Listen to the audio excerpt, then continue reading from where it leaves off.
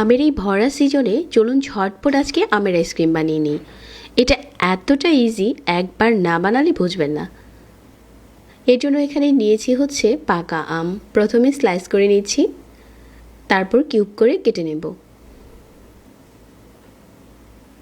এখন ব্লেন্ডারে হচ্ছে এই কিউব করে কেটে নেওয়া আম নিয়ে নিচ্ছি, আর আগে থেকে জাল করে নেওয়া ঘন দুধ দিয়ে দিচ্ছি 1 কাপ।